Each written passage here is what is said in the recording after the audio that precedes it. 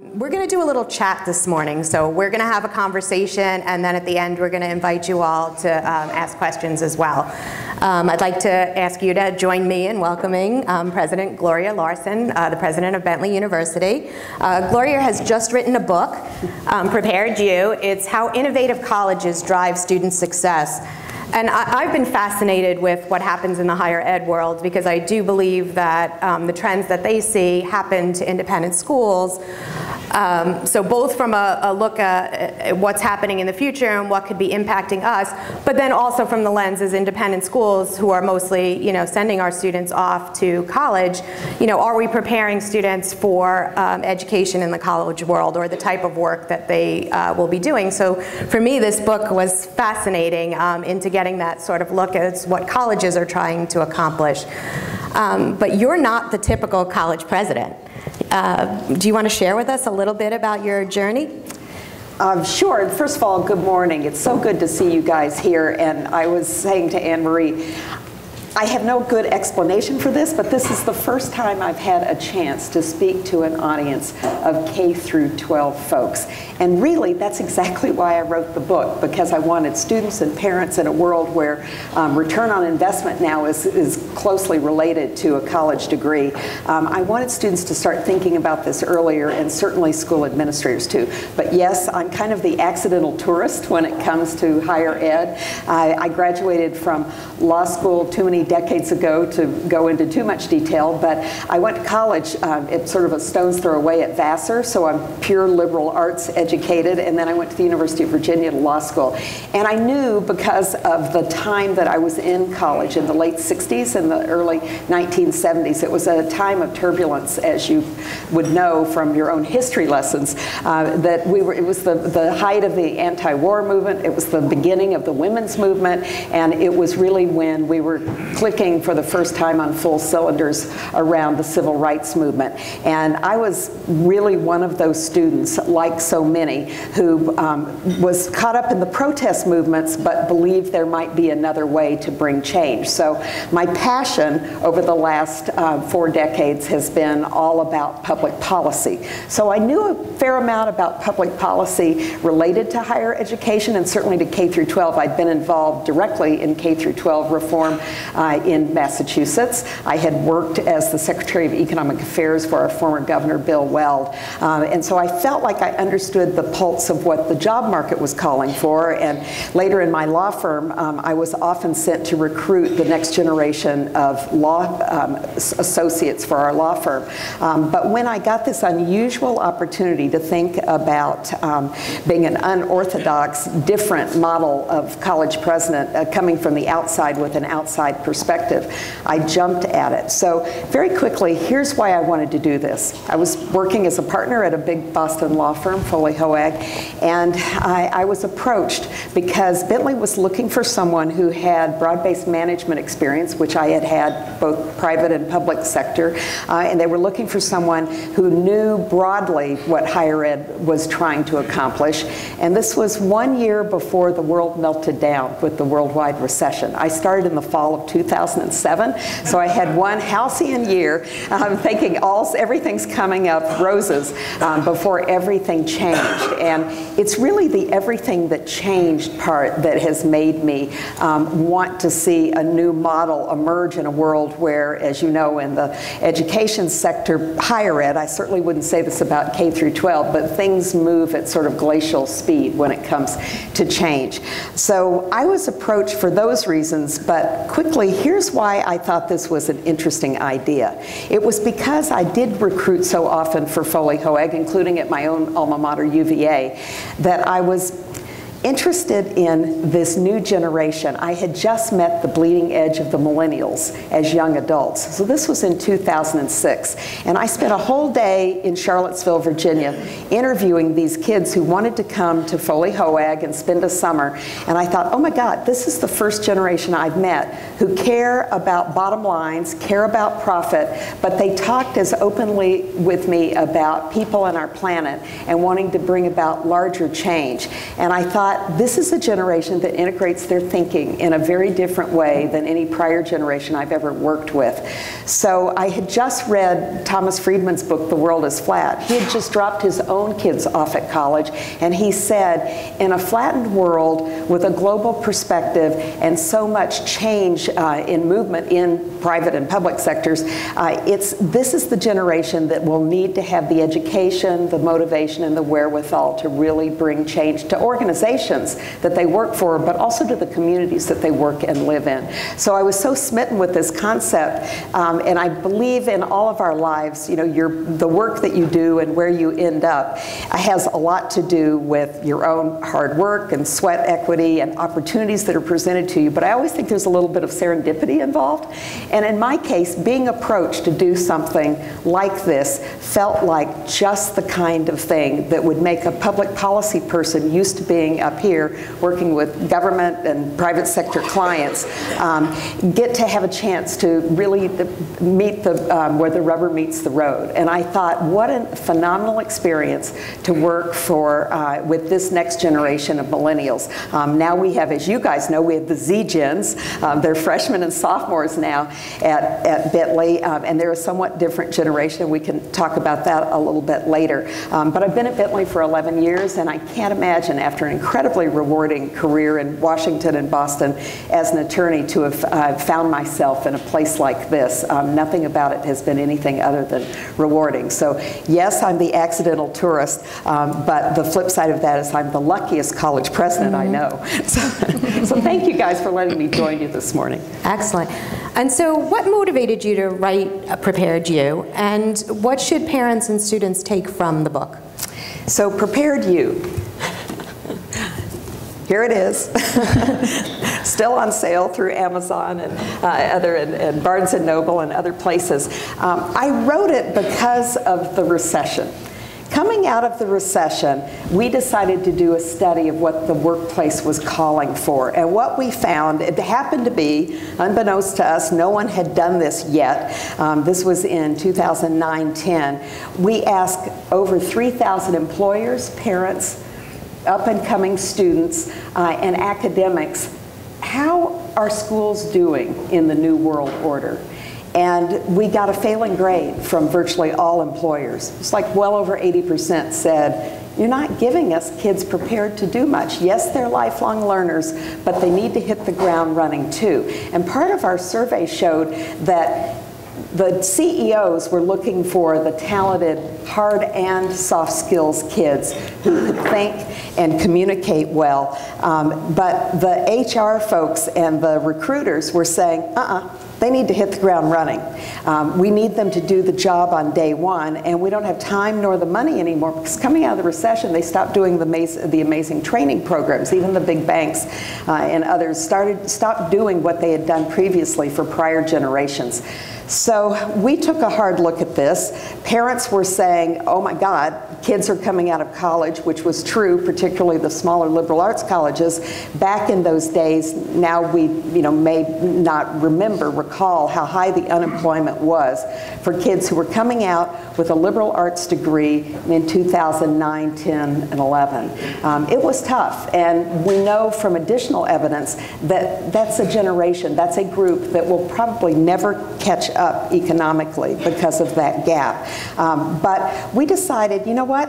There's room for improvement for all, and if we can start to message the combination of things that are needed, this could be helpful. So I wrote Prepared You about Bentley's model, which is a highly integrated model of business and arts and sciences with very deep experiential real-world training and experiences, technology capabilities, and career planning that starts day one, freshman year, and follows you through all 4 years.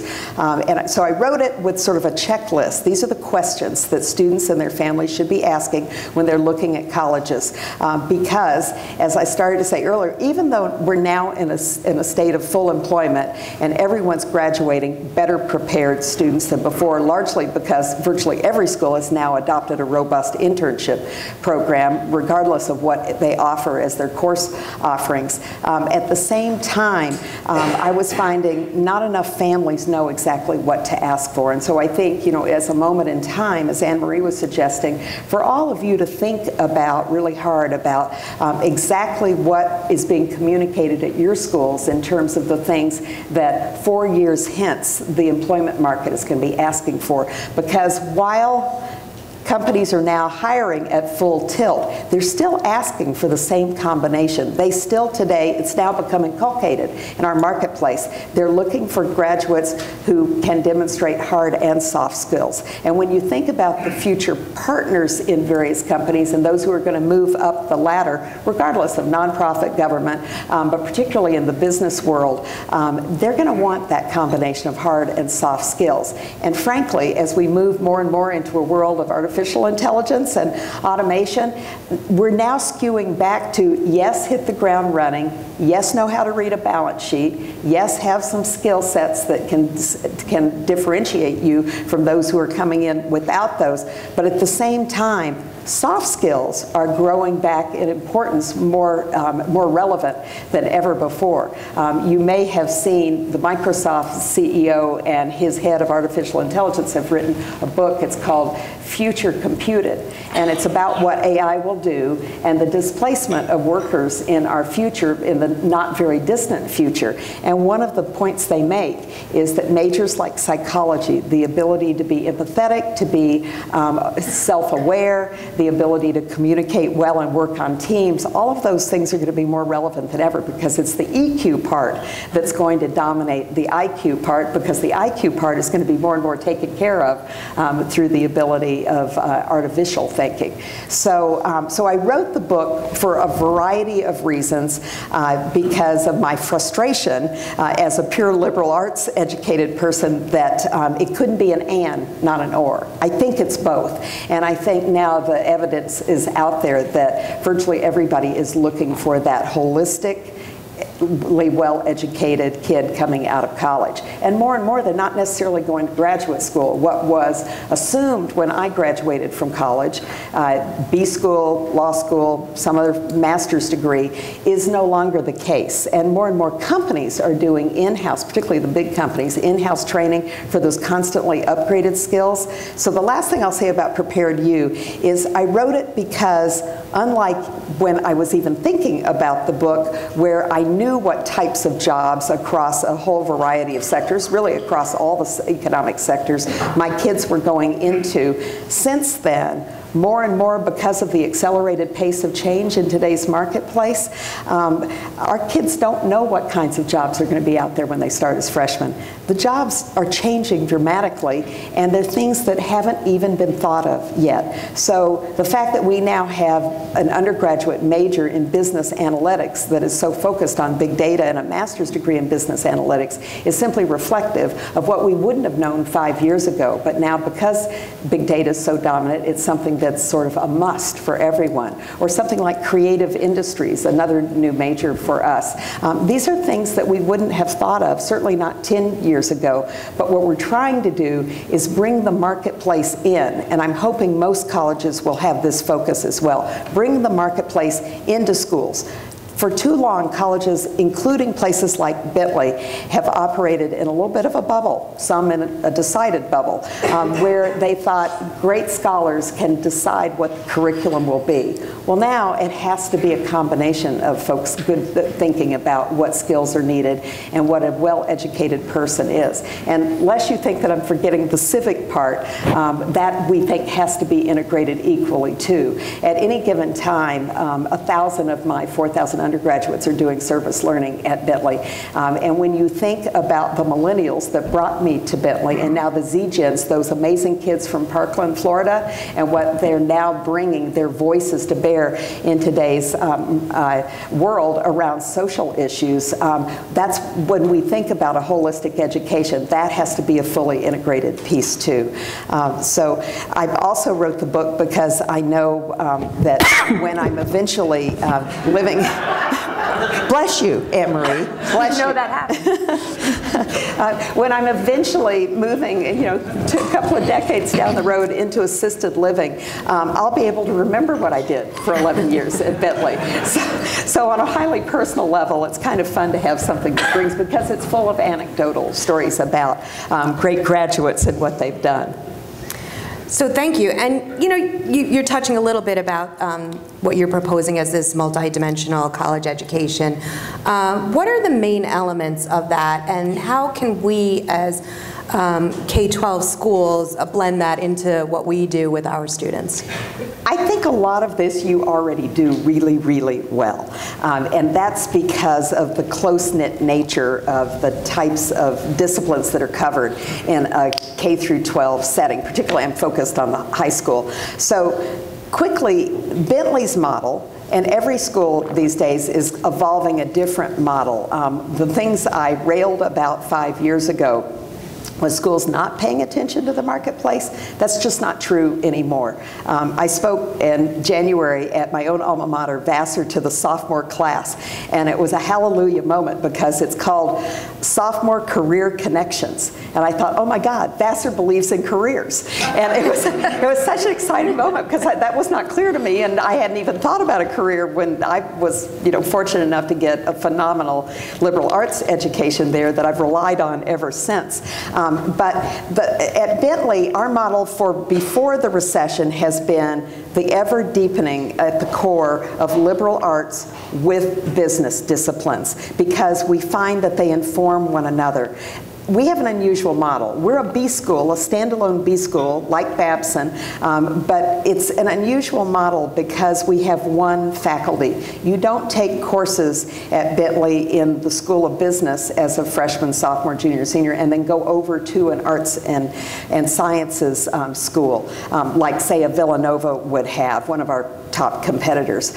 So we fully integrate our thinking because our faculty do. They're constantly working with each other across disciplines. So health studies over in the liberal arts part of the house is fully integrated with some of the business disciplines over with our business faculty. But beyond that core, which we think is essential to everything we do, we really do start with career thinking first year. And it's all about what you're passionate about. I mean, it's sort of that thing that you absolutely want to follow your passion, but you also need to know what you're good at. So we do Gallup Strengths Finders for all of our freshmen, and for them, they start to see right out of the box, no wonder I'm interested in this. It's because this test shows I'm really good at that. I'm an extrovert, I'm an introvert. These are the things that I'm interested in. And we follow that all 4 years. But I think when I think of this hybrid model, I think the most essential thing beyond our core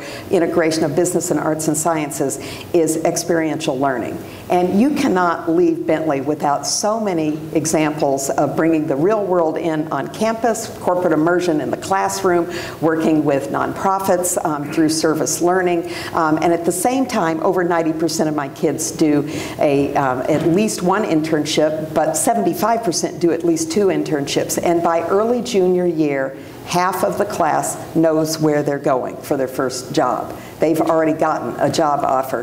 And it explains why over the last 8 years, coming out of the recession, we have always had a 97 to 99% job and grad school placement rate. It's because of this constant focus on how can we bring the real world in so that you start to actually apply what you're thinking in the classroom. And we match that with a co-curricular experience, a place-based experience that sort of brings to life through your clubs, through athletics, through the kinds of organizational things that you're doing.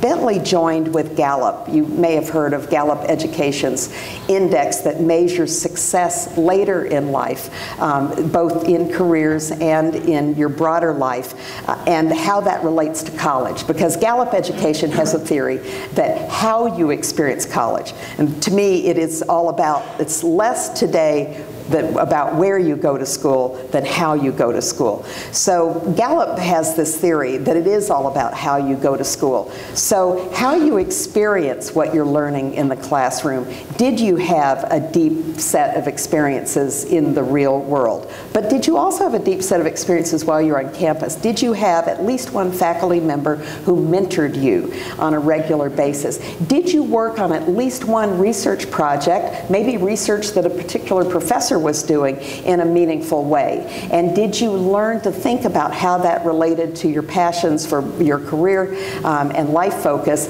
And did you have meaningful experiences where you were taking a leadership position in a club or another type of organization?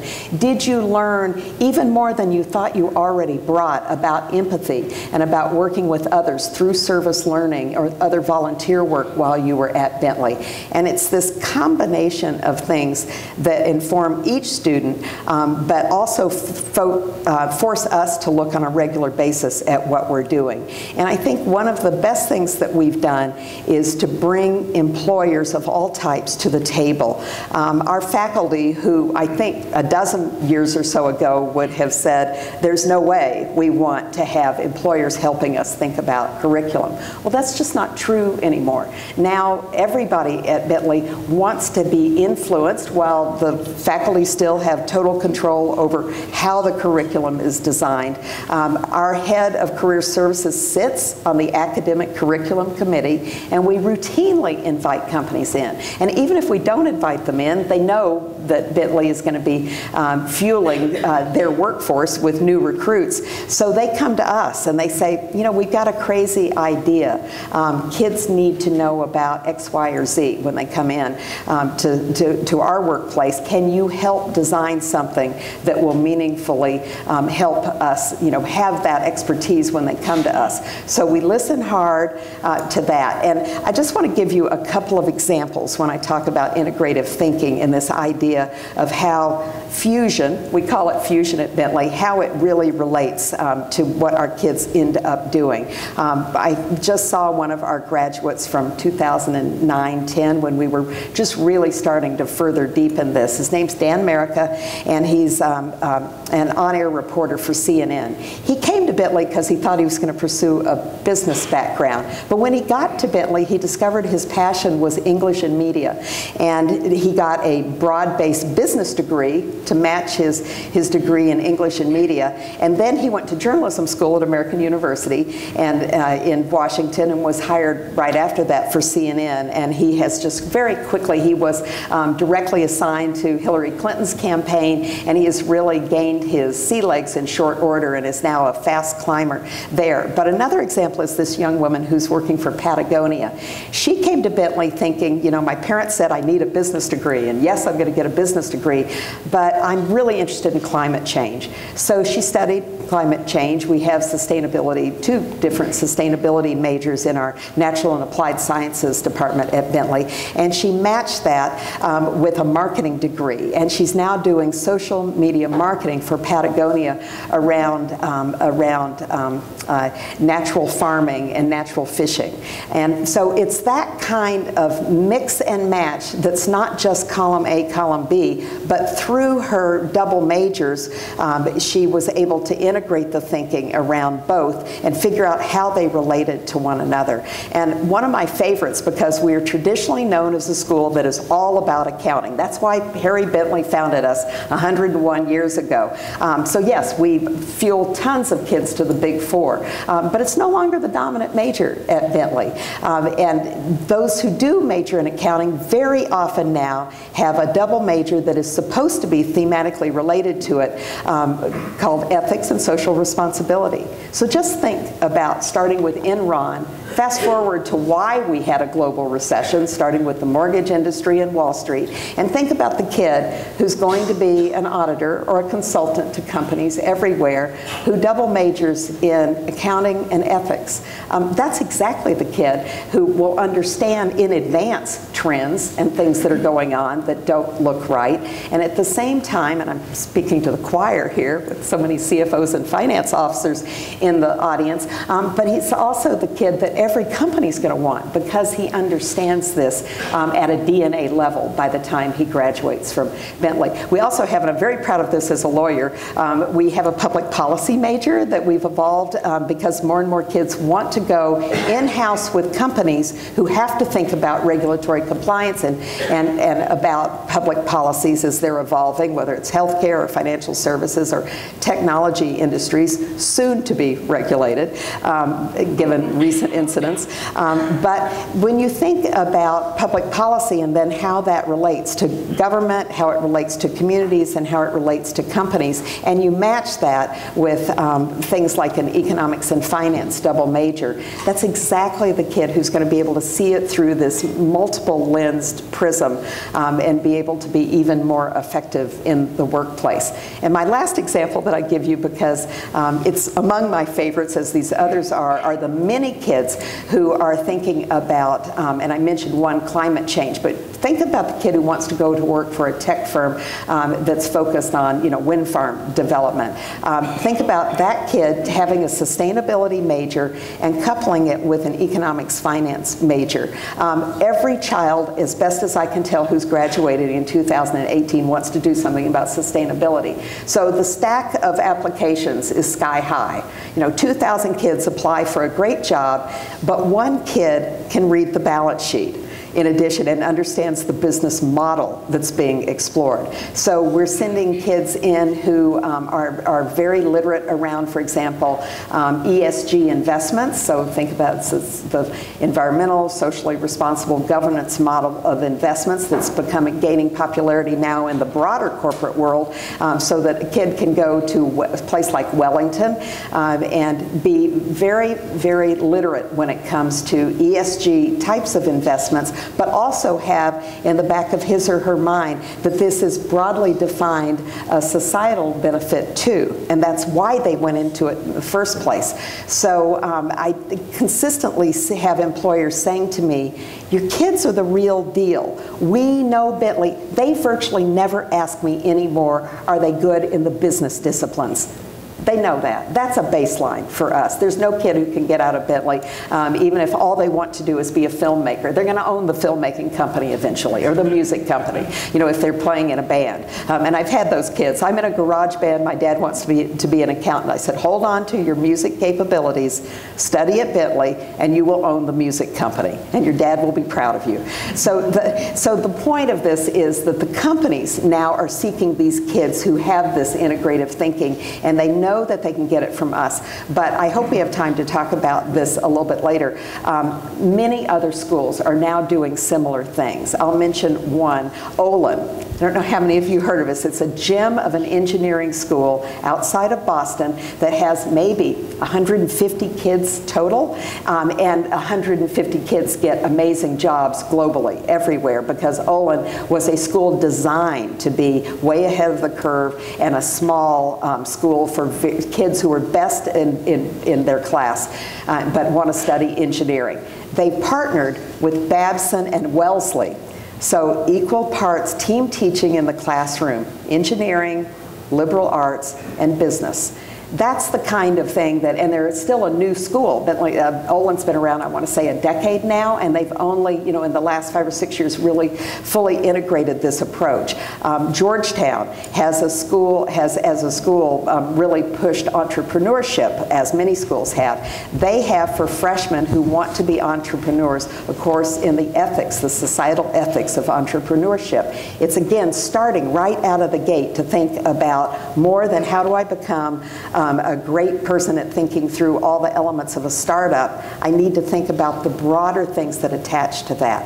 What's excited me most is that after my frustration post-recession, that schools were basically barricading themselves in and saying, we'll survive this, the old model will work. Now they're letting the light in. And they're really focused on how can we do whatever we do best. Vassar is still a very, very strong liberal arts college, but they've invited the outside world in. Companies are there, the kids are all getting internships, and they're thinking about career planning early. And the last element that I'll mention that all schools have to be thinking about is how do you wrap this with constantly evolving technology? Sure, you can be a wired wireless campus, and many schools need to do a better job of upgrading on a regular basis, but we think hard about what are our kids leaving Bentley with, because again, they're going to go into the workplace and they're going to need to know the latest technologies, but just as I talked about the hybrid learning on other types of skill sets, that's going to change. Probably faster than a blink of an eye. The next thing the next level of depth of understanding about the technology they need to use for every job, regardless of what it is, will be changing rapidly. But they have to be able to identify that and know that they need to have those upgraded skill sets, because the world now has a view that all kids coming out of college and all workers should be hybrid employees. There's no longer this notion that you have depth in one thing, and there's not even this notion anymore that it's a T-shaped approach. It's not just broad and deep, it's how do you constantly integrate those capabilities, and how do you think about that next set of upgraded education, knowledge, and skill sets. So it's this combination of things that I'm hoping all schools are pursuing, and that no pressure. But the K through 12 is thinking, but here's the deal. I think K through 12 is thinking about these things, and particularly when I look at the types of schools that you all are at with very often smaller student bodies, you have the wherewithal in many cases to do this in ways, to be more about that mentorship and this integration of thinking and the big capstone projects that kids can do before they get to college, and the team building, the presentations, the strong communication skills, and thinking, creativity, critical thinking. To me, it's this perfect matchup between left and right brains, and that's what an innovation economy calls for. So I'll stop. I'm like, my head is spinning. But I also wanted to introduce Sky. Sky, I had the opportunity to meet for the last couple of years at NBOA. She is an account executive with AWG Doer. I know many of you know Reagan, but Sky and I have gotten to know each other over the years. And when we were going to do this as a chat, Sky is a Bentley alum, and I said, why don't you join us so we can all have a conversation. So welcome. Thank you. Thank you. So today we hear a lot about the need for soft skills in the marketplace, and your book discusses this extensively. What do you think are the main soft skills and what are some ways colleges like Bentley work to develop all of these skills? So that's a great question, because I don't think Harry Bentley really thought much about soft skills when he was taking bookkeeping into the world of accountancy back in 1917. But as I suggested just briefly earlier with this notion that Microsoft has about the future computed, soft skills are really more and more dominant, and that is only going to accelerate. So when I got to Bentley, the calculus was really, how are we doing with creativity, building in the ability to innovate, how are we doing with critical thinking skills, how are we doing with communication skills. Sky would know this. You cannot graduate from Bentley without having made 4,000 presentations in the classroom as part of a team. It just doesn't happen. So you get your presentation skills, I know, are first class. Your ability to work with others is first class. But what we did was strengths builders, bringing that in several years ago as part of our partnership with Gallup, is to figure out how can we, ahead of the curve when kids first get to us, how can we think about, again, identify the things that each student is good at and the things that they still need to work on. So, and some of those are, you know, hard skills based, but most of that is really defining what are your soft skills. And I just saw this morning on LinkedIn a friend who was a former commencement speaker of ours. He's the CEO of Rapid7, which is a very rapid rising data security company based in Boston. And his name is Corey Thomas, and he's African American, so he's a rare person in the tech world who's the CEO. And just this morning, there was an interview published with him that talked about the soft skills that he found out he needed when he got the CEO role. And they were self-awareness, humility, and empathy.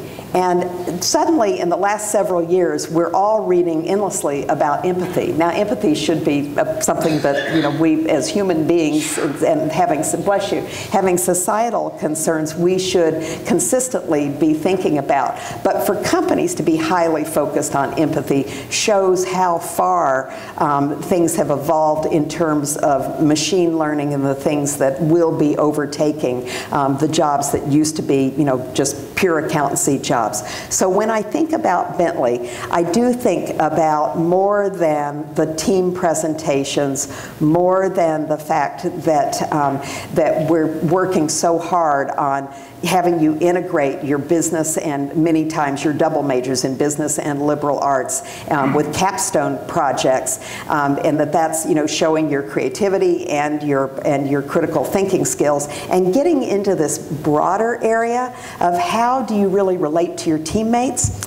And I think it also relates to our incredibly further strengthened and still need to do more work, as I know all schools do, around diversity and inclusion, and having a student body that genuinely reflects what the outside world reflects and the companies will be calling for.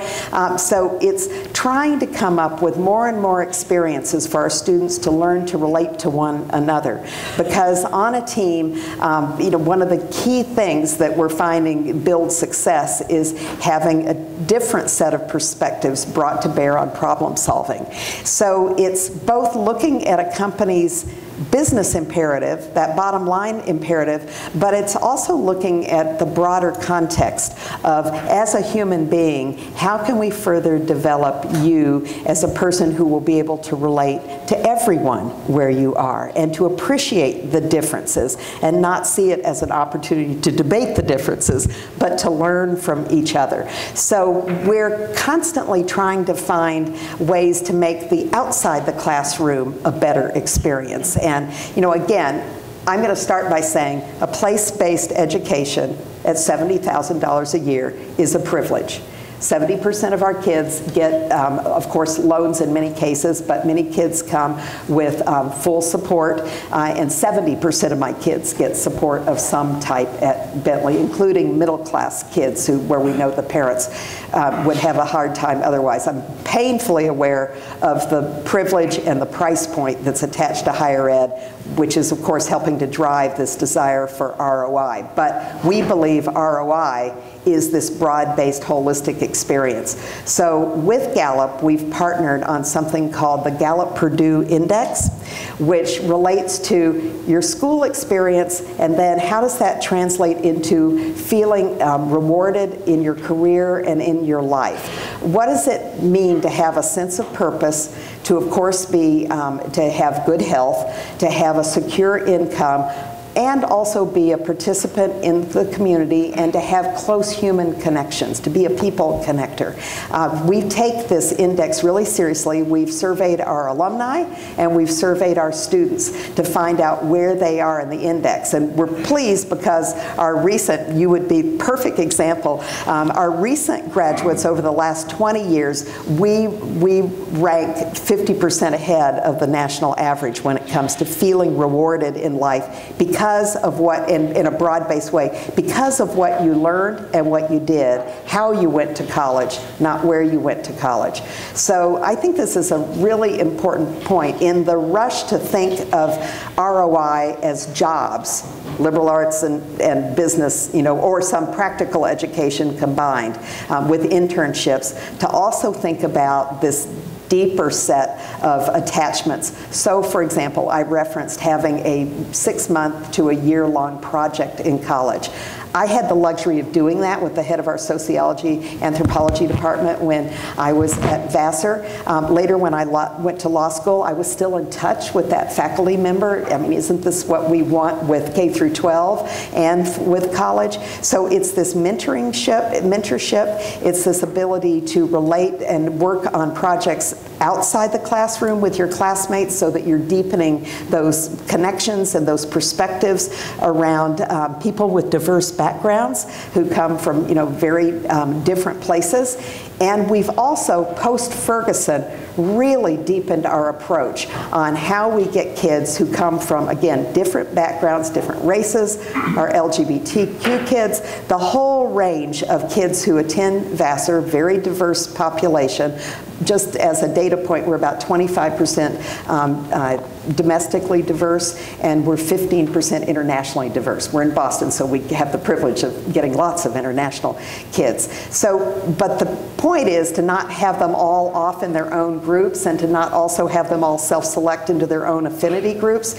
So we've been working really hard on something, what we call Bentley Brave, which is conversations about race and society, conversations about other aspects of society that kids will find challenging. And this is being driven by events in the workplace and in the marketplace and in the world more broadly, but it's also being driven by employers. And I'm so happy about that, because employers are frustrated that they're coming to colleges and colleges aren't delivering the kids who represent the broader population. They're not delivering the kids who've actually served on diverse teams, which they will have to as soon as they enter the workplace. And so they're asking us to further deepen what we're doing. And there is a national approach that's being taken. It's being led by Tim Ryan, who is the chairman of PricewaterhouseCoopers. And it's started with the Fortune 500. Now it's the Fortune 1000, where over 1,000 CEOs have signed up and made a pledge at the top level to make diversity and true inclusion key elements of success for the company. And they started out by thinking this was a corporate initiative, and then they said, well, you know what? This is crazy. We should be working with colleges on this. So Bentley was one of the first 3 schools to sign up to be a partner on this. And we are working very closely on a weekly basis with this broad group of CEOs, but again, being driven by PwC, a big employer for us, to figure out how we can do a better job of genuine inclusion. I think when I got to Bentley 11 years ago, the focus was pretty much incredibly strongly focused on diversity. I think in the world we're in now, with so many events that are so jarring, that everyone understands that true inclusivity has to be part of the picture. So this is particularly acute for me, because I mentioned I went to the University of Virginia. My law school reunion was last May. I had lunch with my husband on the mall where the man drove, the neo-Nazi white supremacist drove down the street and injured many and killed a young woman who was there protesting. To see neo-Nazis and white supremacists on a school that I am so attached to, the Mr. Jefferson School with the hallowed grounds that everyone thinks about when they go through UVA. It's the only law school I know where everyone loves being in law school and stays so deeply attached. And it is because of that attachment that this was so jarring. Not just for me. I was in constant communication that whole awful weekend with my classmates from my law school. But I came back this year thinking, darn it, we are not doing enough around what real inclusion actually means. And as a society and as a country that is going through some difficult times around this on the political spectrum, but beyond the political spectrum, it's my job and our whole entire university's job to figure out how can we do this much better. We are doing, with our students and our faculty and staff, implicit bias training on a regular basis. It's something that we're going to continue to do, and it's what led us 6 years ago to found our Center for Women in Business, because we know, and I've lived it, how difficult it's been for women to get up past middle management in almost any sector. So, of course, beyond women, we're looking at other ways to deepen inclusivity, because the numbers for women, which are so abysmal in the business world, 26 of the Fortune 500 CEOs currently are women. Only one woman of color is a CEO. She's a Latina in California who's the CEO of PG&E. And so this has to Companies are furious about it. They're trying to work, well, they're furious at themselves, first of all, for not having cracked the code. We're upset because we're not necessarily bringing in the kids who fully understand these as imperatives when they leave school, and the companies aren't necessarily getting the full range of talent that they want. And I'm talking about schools more broadly, not just focused on Bentley. And it's a societal imperative. So I think it's, I think it's this idea that empathy, diverse perspective, having the ability to re-examine your humanness at Bentley and to then apply that in a positive, productive way to support an organization while it also leads you to be a better person, giving more broadly. So the school that you left just 2 years ago was a very good school. I mean, our whole goal is to be great at the soft skills evolution as much as we delivered you with this combination of business and arts and sciences, and a great job. Again, is this something that K through 12 schools should begin working on with their students with the soft skills?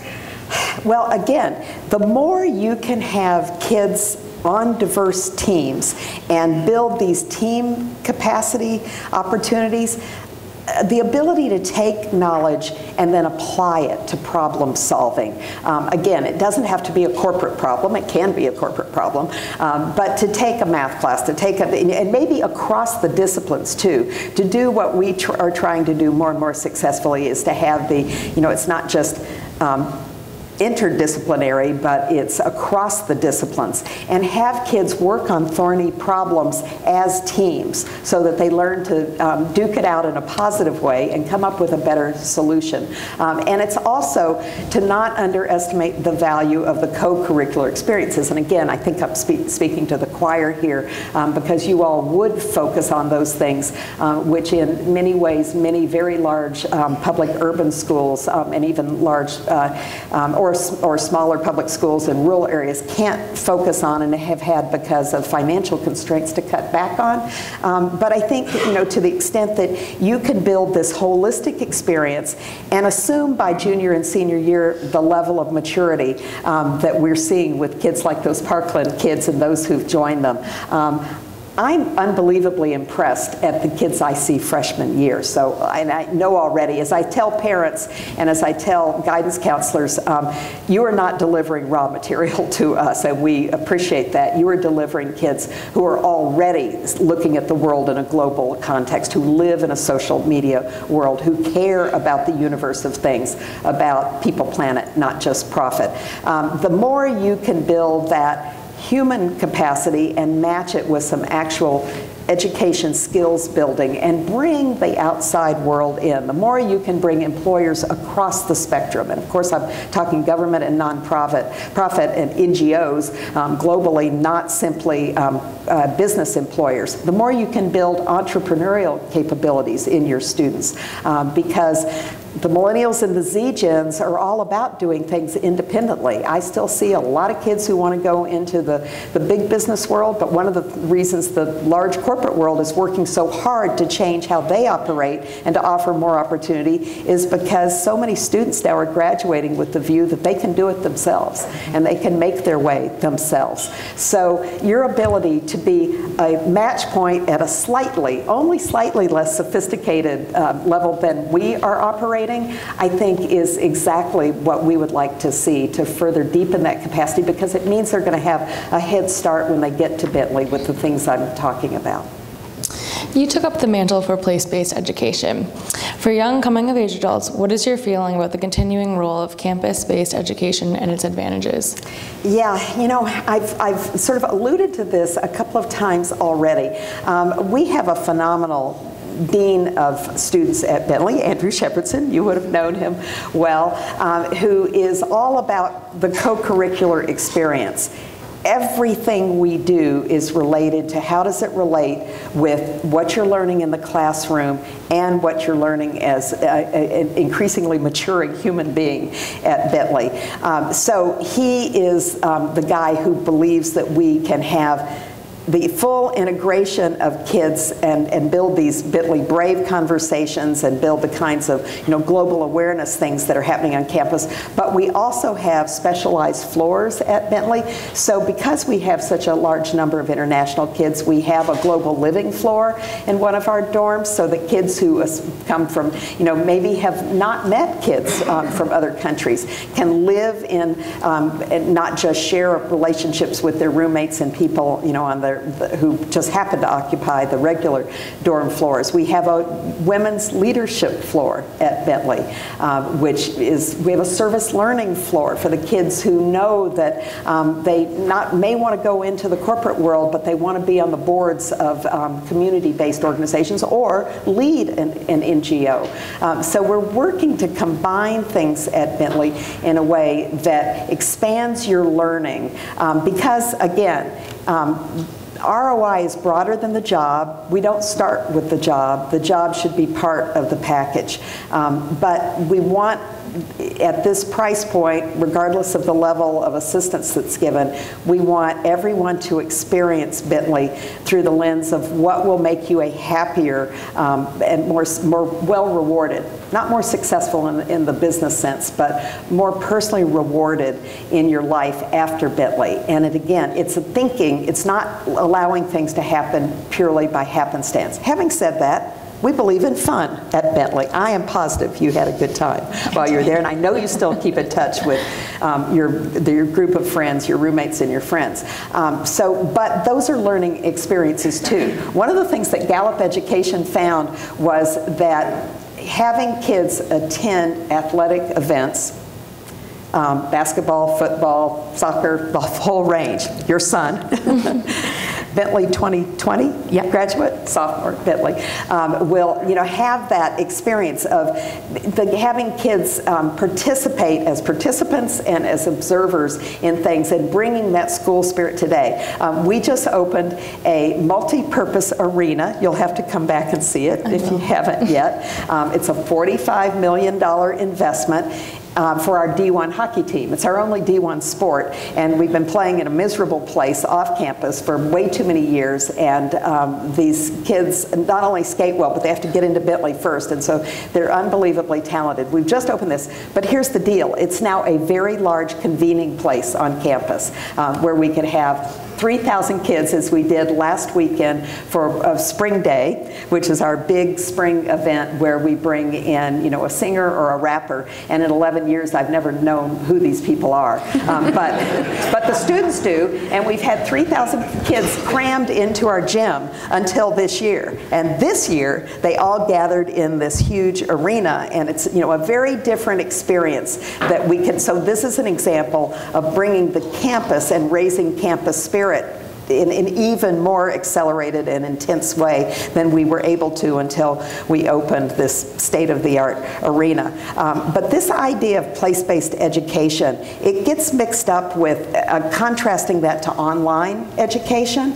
So I recognize that there's of course tremendous value in online education, but we don't think of place-based is coming and having a good time solely.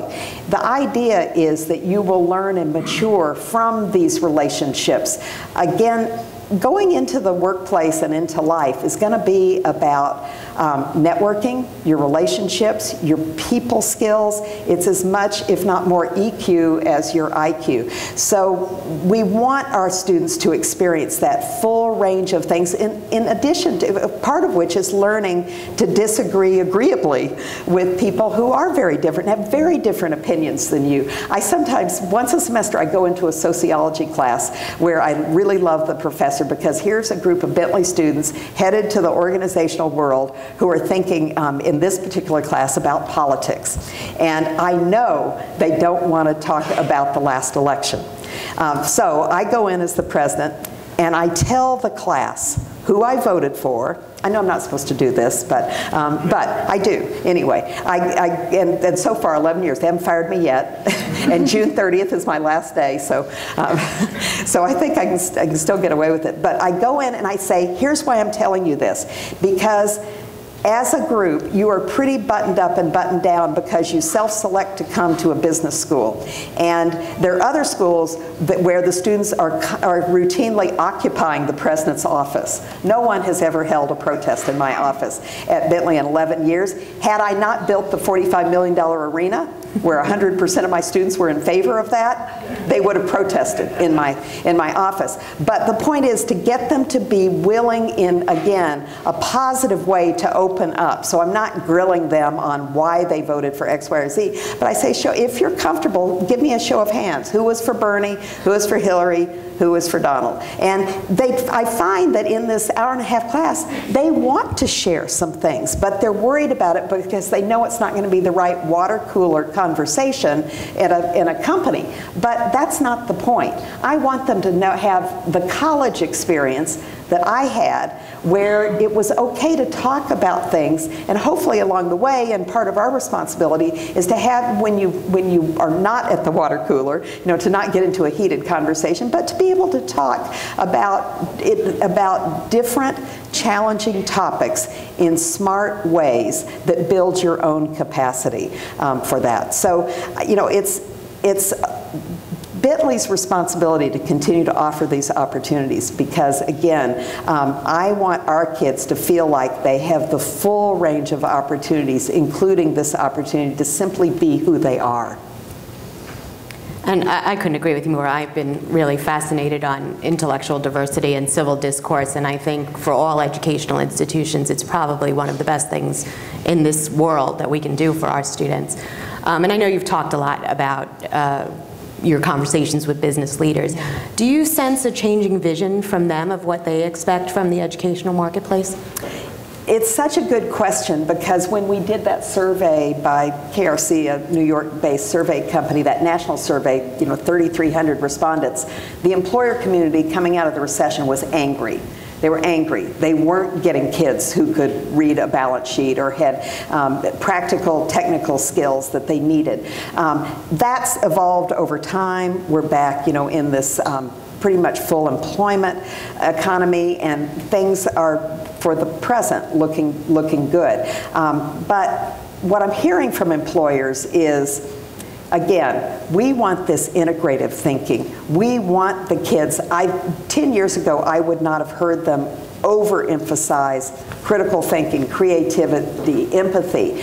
But there's no such thing in any company I know that does not have problem solving through teams. Everything is done in teams now. So this idea that you have to be able to share perspectives, that you have to know yourself with some level of depth and be constantly working on your own capabilities while being so open to being a good listener and to being a good partner to those that you workplace, and is incredibly important to employers. So we have 2 career fairs a year, and they're huge sold-out events. We've had to cap them, but the same reason that Spring Day had to be capped, because we would hold it in our giant gym, but that would limit us to 150 employers, and we would have a wait list of 150. Now with the new multi-purpose arena, we can have all 300 employers in. But the employers cross the range of everything from small startups, because obviously Boston is a hub for that, and they come from big companies, whether it's Google in California or the Wall Street companies. So they're all there, and they're all today looking for what I suggested earlier. They're not grilling my kids on how much they know about managerial economics or accounting, or what they've done in the creative industries, in marketing. You had a creative industries major. I did. I majored in information design and corporate communications. Exactly. Mm-hmm. And so they're interested in why you pick what you pick, but they're really interviewing you about broader things. If you're a service learning kid, I swear they're going to zero right in on that, because they're going to see that as preparation for the broader socially related things that companies do and care about. They're going to see that as an example of how you've applied in a context other than the business context what you're learning in the classroom. So what employers are telling me now is that the shift from we absolutely have to have the hard skills. They're now of a view that that's an accepted notion, that because schools now have internships, a place like Vassar that would not have, before the recession, had a robust internship program now does. Wall Street Journal now calls internships the new first job, and I think that's accepted wisdom now. So first job, internship, accepted. Baseline, Bentley has business disciplines. Great grounding across the business disciplines, even though you may have selected one to major in. Then what they really want to explore is who you are and how you're going to fit in culturally to their organization. And again, it's this, what else have you done to define your existence at Bentley? What kinds of leadership skills have you developed along the way? President of a club, captaining a team on the field.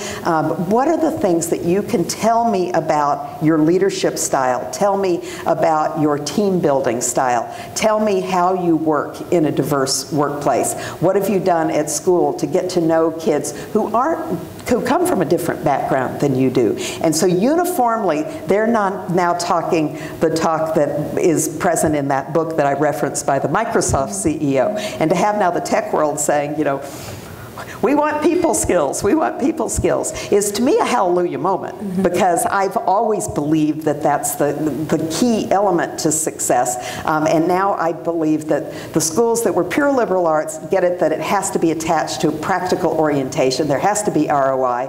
And schools like Babson and Bentley absolutely get it, that we just have to consistently further deepen this whole person approach. And that's what employers are asking for.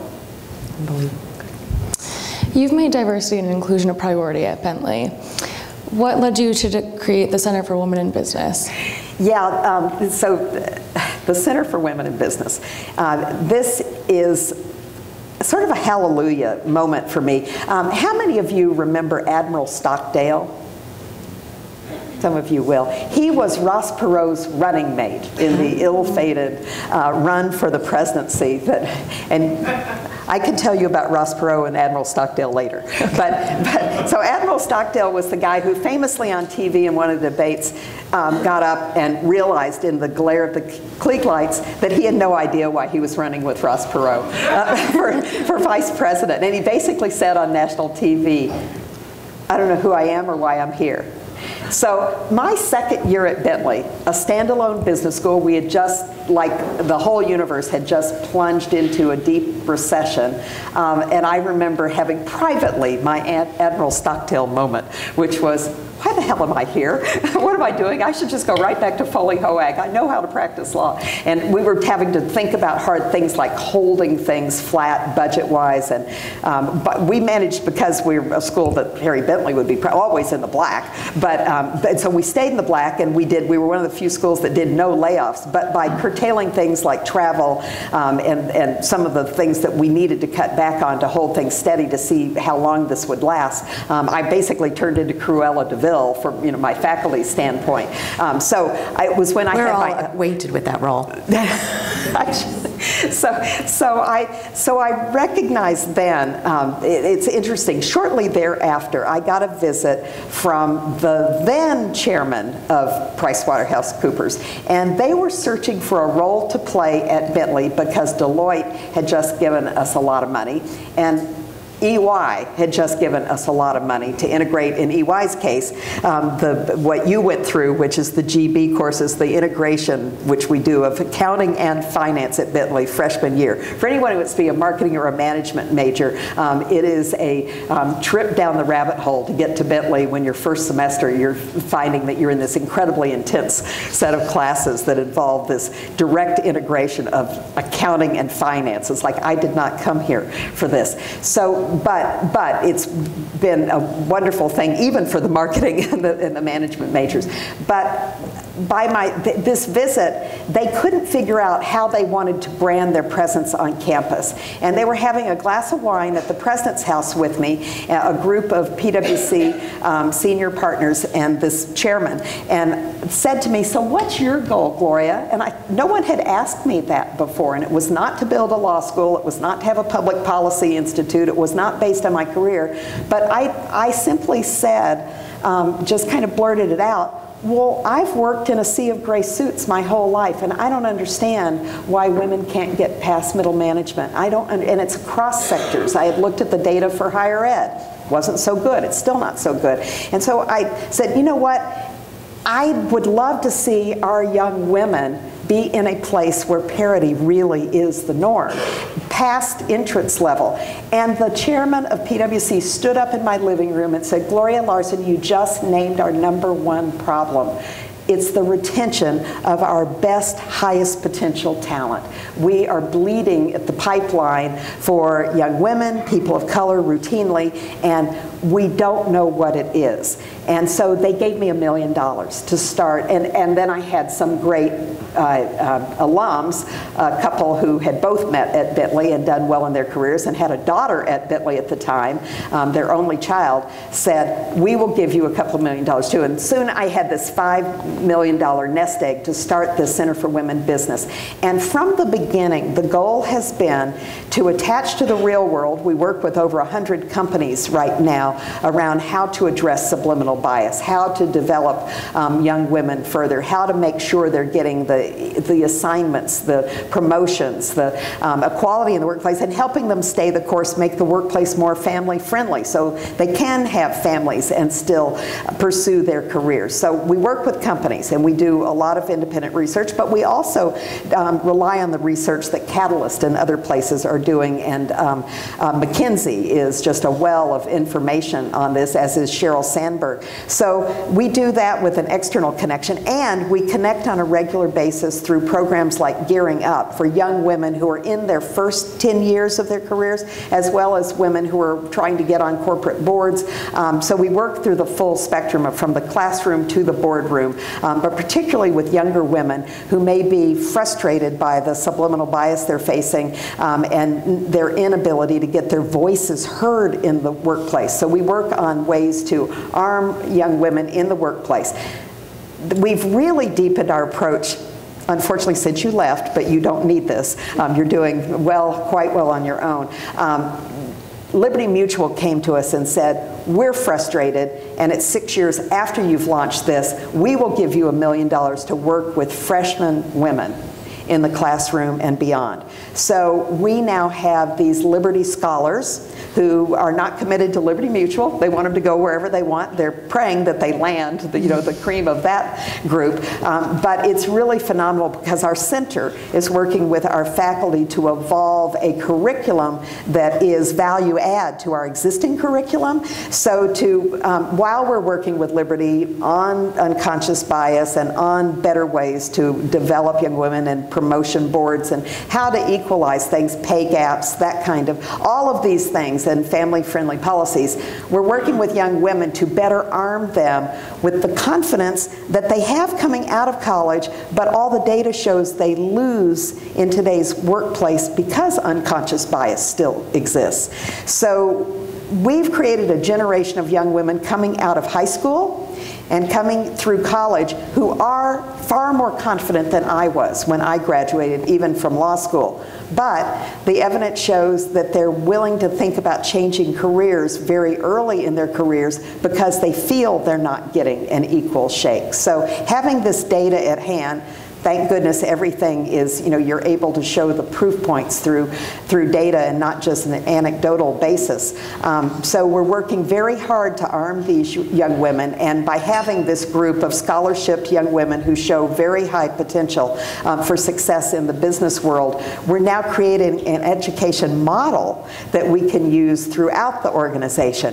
And I think the best thing that has happened to the women's movement, I was part of the vanguard with Gloria Steinem a million years ago.